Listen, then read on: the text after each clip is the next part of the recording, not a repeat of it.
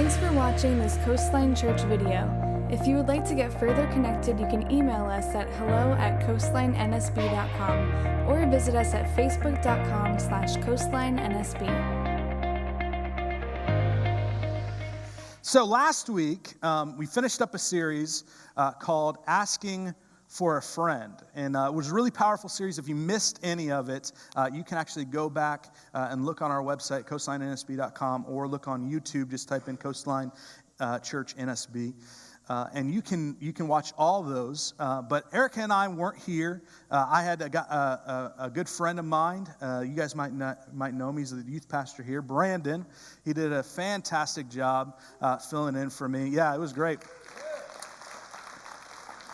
He was great, man. It was really cool. We were waiting for, there's like a 2-hour difference from where we were, and we were sitting in hammocks early in the morning watching everybody online, and, man, watching the band play, and it was cool to connect with you guys from that far away. But if you missed that, man, it was a really powerful sermon. Go check it out online. It's worth watching.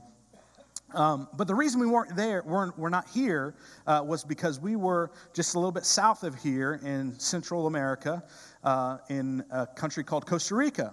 And my wife and I and about 8 other people from our Coastline crew went down to our first ever Coastline Church mission trip to Costa Rica. And it was really great. That was our team right there. We piled into the tiniest van you could fit 10 people into, and got really close and smelled some amazing smells of each other. And we had, I don't know if you see the little kid in the top left-hand corner, Braden. He's 8 years old, built like a 16-year-old, and smells like one too.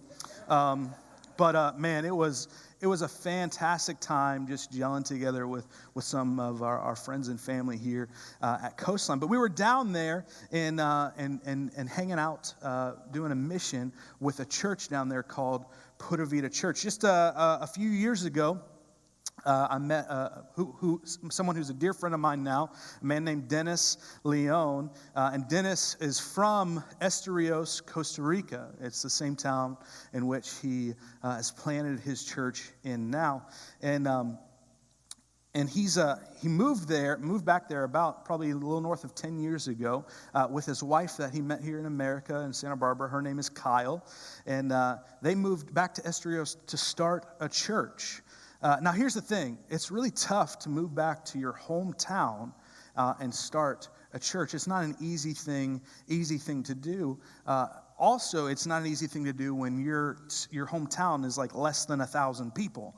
Like, it's a really, really, really tiny village. And so they moved down there to start to reach people up and down the coast in which God told them to be. I mean, they've been doing a kick-butt job of it here in the past few years. I think they've got something like 5 different pastors that he's brought up and mentored and helped disciple, and they've gone on to start little churches in different villages up and down their coast. And so, man, it's really... It was really great to connect with him. And our team had been preparing for months for this. We knew it was happening. We knew what was coming up. And so we had put a plan together. We had itemized out things that we needed to get. We brought supplies. We had all these things packed up. We must have met like 8 times before we left over the course of a couple months, and just getting to know one another, getting ready and getting prepared for helping out Dennis and his wife Kyle in their hometown of Esterios, Costa Rica. And so we got on this flight, and we flew over, and we landed, and we got there, and we had everything planned out. Everything was supposed to go according to plan until Kyle said, hey, we thought you guys were coming next week.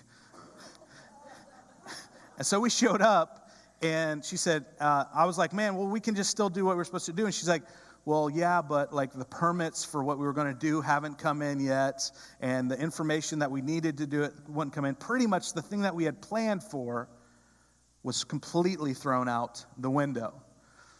Now, here's the thing. It was tough at first because, like, we've got this team together, and we've bonded, and we've got this plan. We've pulled these supplies together, and we think, hey, we're going to hit the ground running.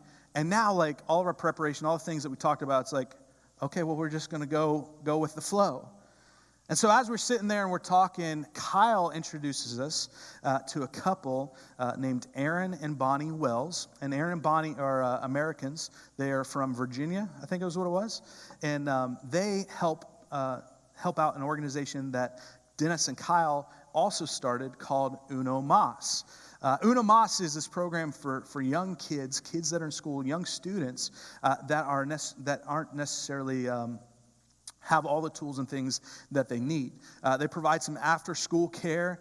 They talk to them about Jesus. They love on them, and it's an outreach ministry for their community. And so Dennis and Kyle started this in Esterios, but it went so well that other cities started wanting them as well. And so they started to find like-minded couples like Aaron and Bonnie, and they actually went and started to plant an Uno Mas to help students in a different city just down the road. And so she introduced us to them and started talking and said, okay, here's the thing.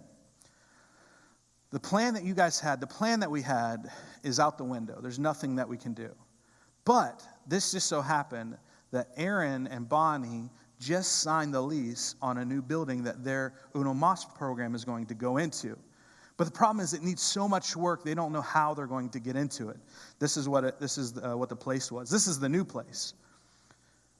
Now they started talking about, I said the old place that they're in is really tough, man. It's like, it's probably the size of like half of one of the bathrooms in the back or something. It's probably like the size of this stage, this little black stage you see right here. It's this size, and they had 80 kids in the room. That's huge. 80 kids in a small, tiny, and they like had pictures to prove it. It was crazy. But it was going so well in the city that they were in, that they're like, hey, we can't stop it. We've got to find a new place. And so they found this new place. It was quite a bit bigger, but it needed so much work. And they just signed the lease on it. They didn't know how they were going to make it all happen. And so Aaron starts telling us, they say, hey, this is what it needs. We need somebody who can do this. We need someone who can do that. We need someone that's capable of doing this. We're going to have to pay a bunch of money for this.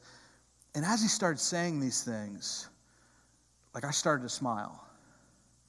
Because as he started to say the things that he needed, I realized that in our team, we had the exact people that he needed. And so in this building that we were in, you can see there's a little bit of like bars on the window, but that building was not secure at all. And he said, so here's the thing, we got to find someone who can weld, and we can put them on like securing the building. It just so happens I knew one of the guys on our team was a welder. And so he pulls out, that is not what you're supposed to weld in, by the way. He's like in flip-flops and a short sleeve shirt. That's not proper welding attire, but you do what you got to do. There was a couple of days where actually it was raining and he's out there welding. If you know anything about welding, it's electricity. So every now and then Josh would be like, I'm like, what happened? I just got shocked. I'm good. Just keep on welding. But he's like, man, I need someone who can weld. And I'm smiling because I'm like, dude, I know that we have someone on our team that is a welder and someone that can help out in that way. And so I'm like, dude, that's super easy. It shouldn't be a big deal. We had a couple. You can go to the next picture. We had to secure some things so that like iguanas and stuff couldn't get inside of it, and we had to tie up some rebar so that everything was structurally sound. You can go ahead and go to that next picture. But all in all, so that was a big deal. We had to find someone that could put the bars on and weld, and we had someone on our team that could do it. Aaron told us that there's one kid in the community that because of an issue that he had, he was in a wheelchair and he couldn't get around. And one of the things that broke our heart is they said that the place that they were in, the small little room, didn't have any type of handicap access at all. It was like, even for us to walk, it was like almost like this, like someone had put in steps, but they were a joke. It was like climbing Mount Kilimanjaro or something. And he said, man, we tried to lift the kid up, but he screamed because it was crazy. And I saw the stairs. I'm like, yeah, I would have screamed too. It was crazy. So he's like, we need someone who knows how to do concrete so we can put in a handicap ramp and get things easy so this kid can come in and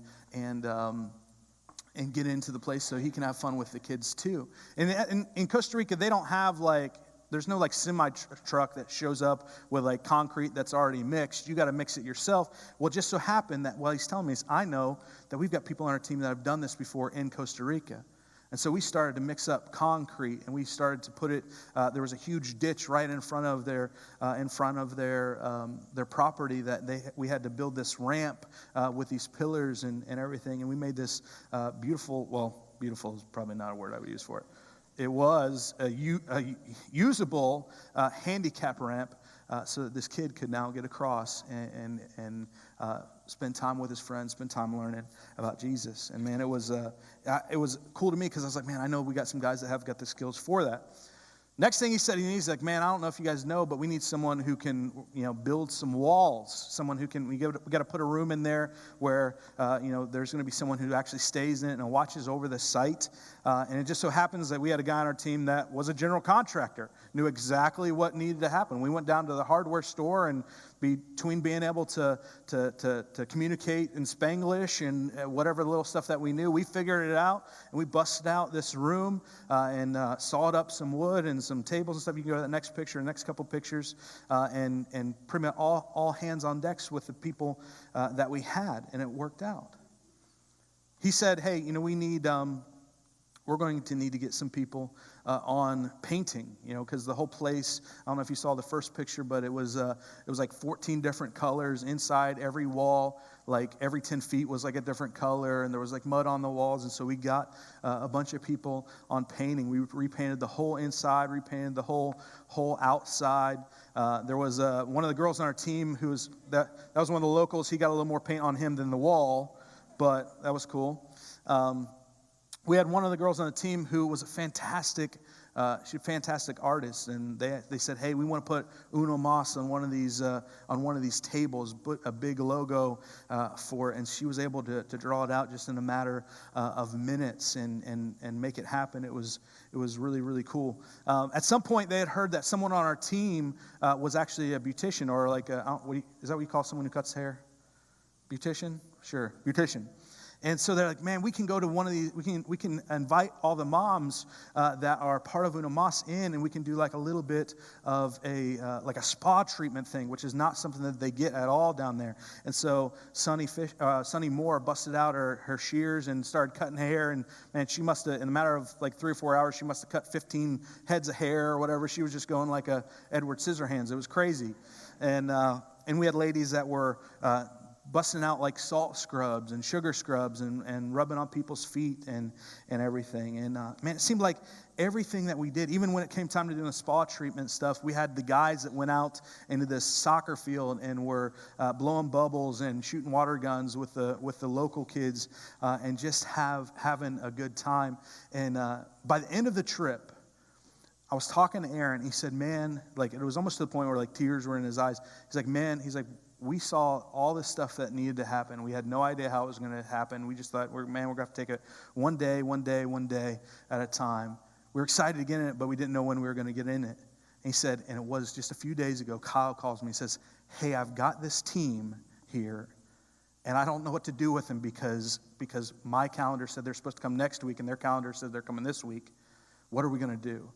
He said it was an absolute answer to prayer. And within a week, we were able to bust it out, and we got some pictures here just this past week. That's it finished on the outside. Everything's welded up and painted. And this was them yesterday, I think, or 2 days ago? Yesterday. They had their first Uno Mas meeting in it with a bunch of kids, had tons of kids. The moms were incredibly excited about it. Man, you can see how many kids. I mean, that space is not that big, but that's a whole ton of kids, man. And they went from such a tiny little room to this big open space. And I see that picture. I see these things. You can go to that last one, I think. I see like all those little smiling faces and everything that happened. And I realized that when we started that trip off, we were bummed out because we thought, man, there's no way that we're going to be able to do what we thought we were supposed to do. We had a plan. We had prepared for it. But the cool thing was God had a better plan. And sometimes in our lives, I feel like this is what happens to us. I feel like we get into a situation or we go through life, and man, we had a plan. We were going to work our plan. We were going to put some hard work to it. We were going to make it happen. It was going to produce what we think it was going to produce in our life. Whether it was school, whether it was in marriage, whether it was in work, whatever. We have this plan of how life's supposed to go. But sometimes, just sometimes, it doesn't work out that way. And the first step for us I feel like sometimes is, man, we always get depressed or we always get frustrated about like, man, why is this not working out the way that I thought it was supposed to work out? When the truth of the matter is, man, God's helping steer that ship. God's working it out, and his plan is better than whatever plan that you might have come up with. Seriously, I'm telling you that from my own experience. This is not just, as I'm sitting in the airport about ready to fly back, I remember this verse in Proverbs chapter 16, verse 9. It says this, it says, in their hearts humans plan their course, but the Lord establishes their steps. You know, I think it's good. I think it's good for us to put a plan together for life.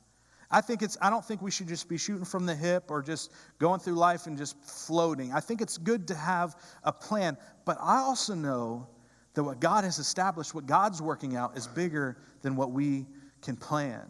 I think when it comes to your life, I think when it comes to my life, when it comes to our church, man, I think even being in this space and seeing the folks that are here right now, man, Erica and I, when we sat out to do this, I remember being in a small living room with like 20 people.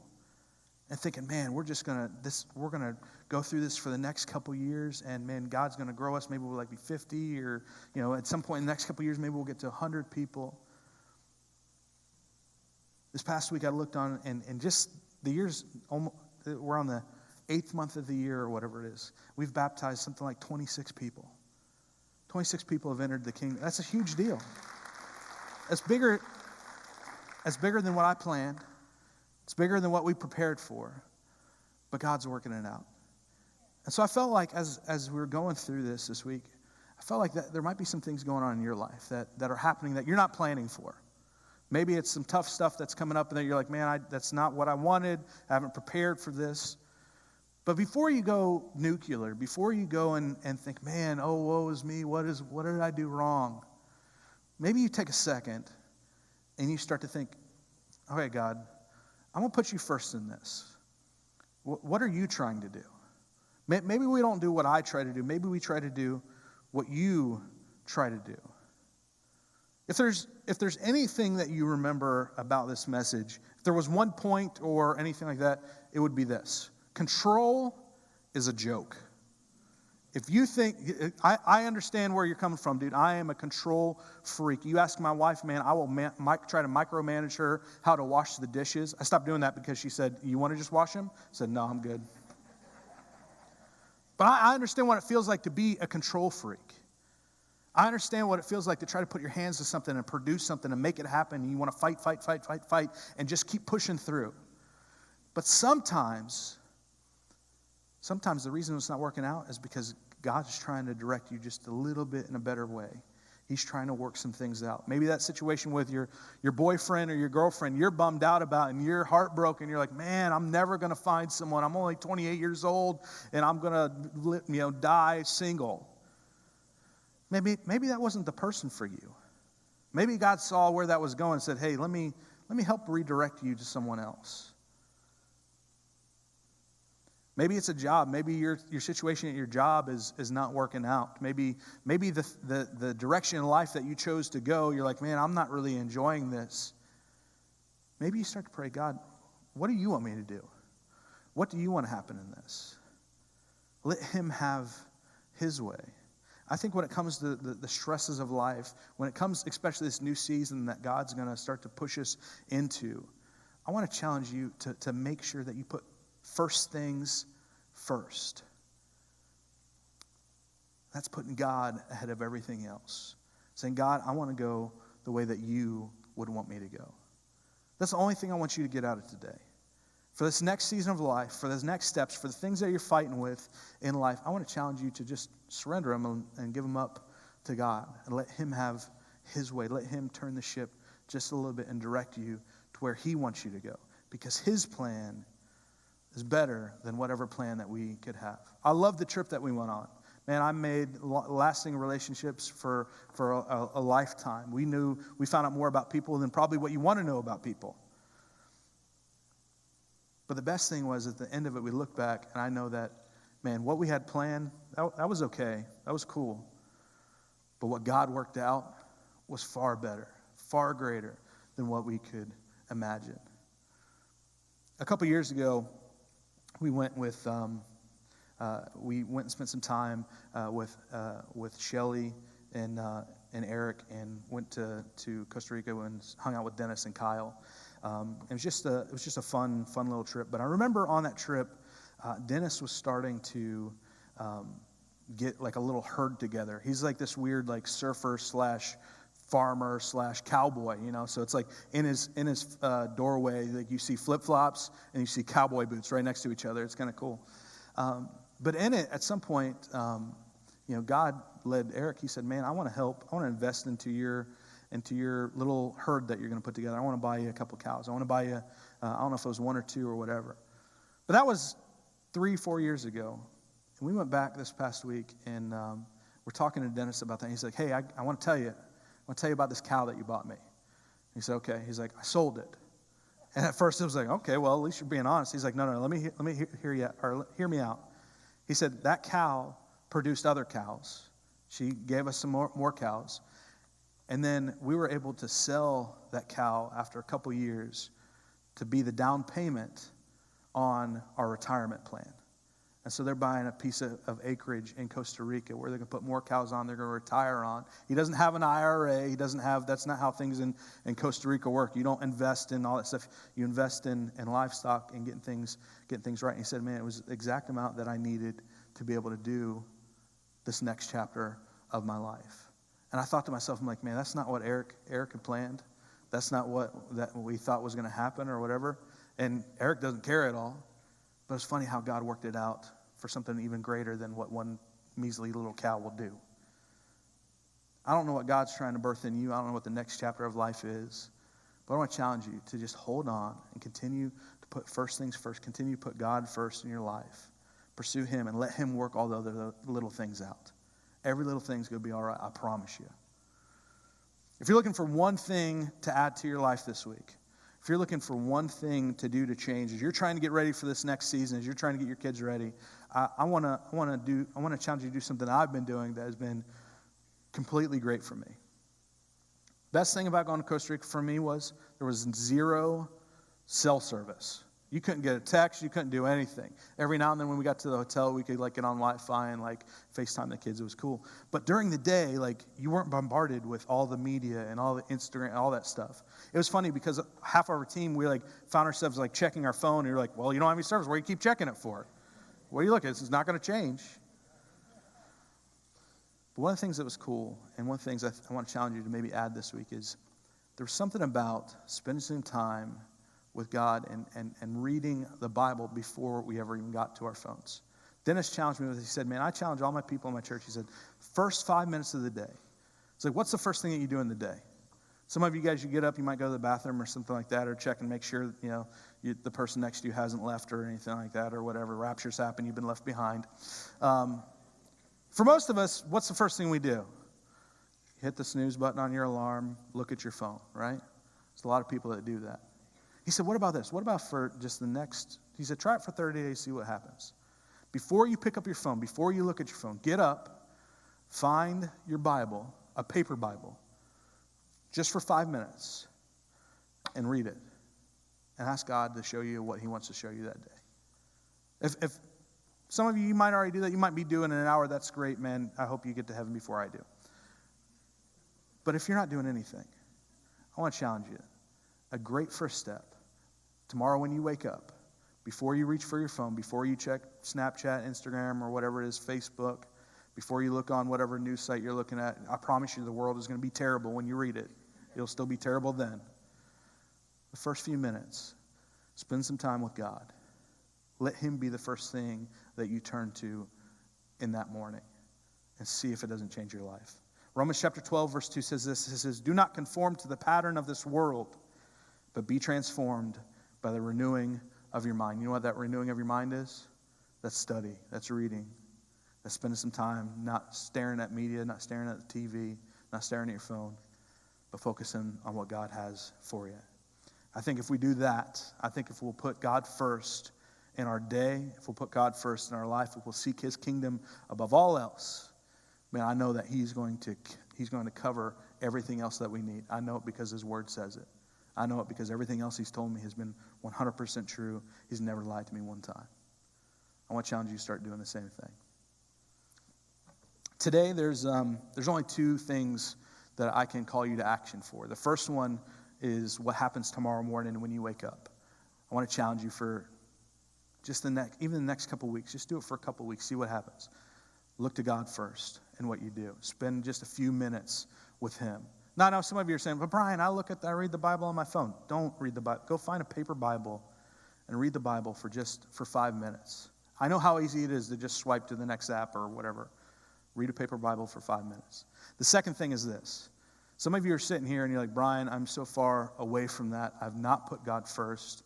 And a lot of things that I've done in my life is a shambles right now. And if that's you, if you're sitting here today, I want to tell you, I know the feelings that you're feeling. I know how tough it is. But you don't have to stay in that place. You don't have to be there anymore.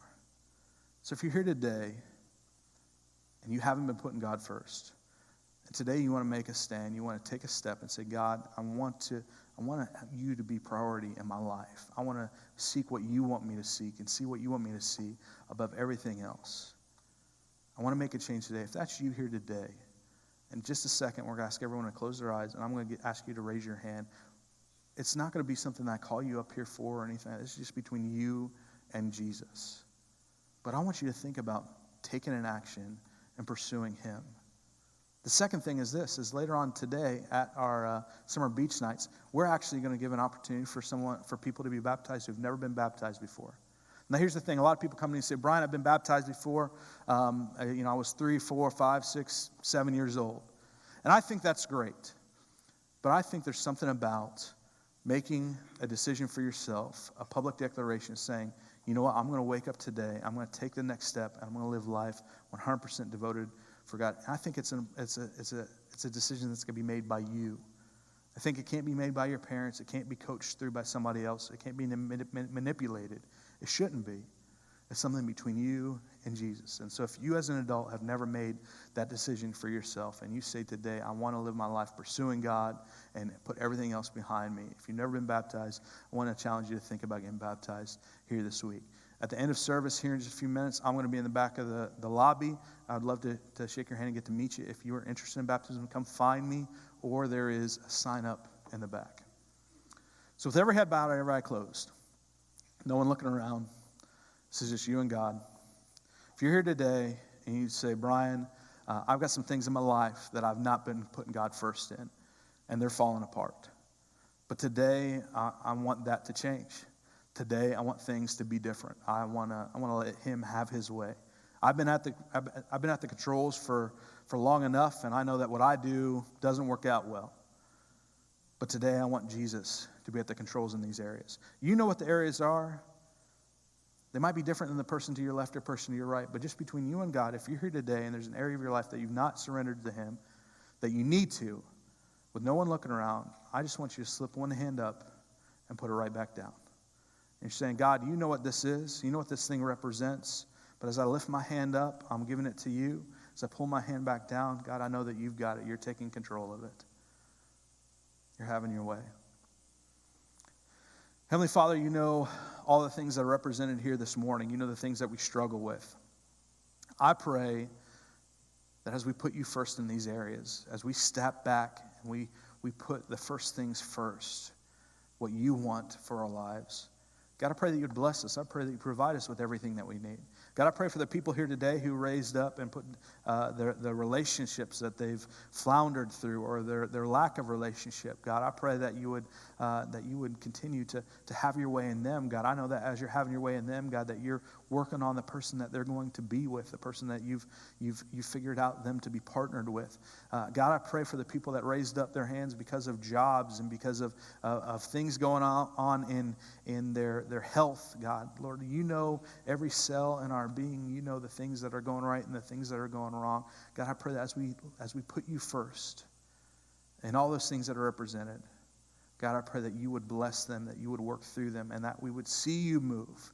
I pray that we continue to build our faith. And we thank you in advance for what you're going to do. In Jesus' name we pray. Amen.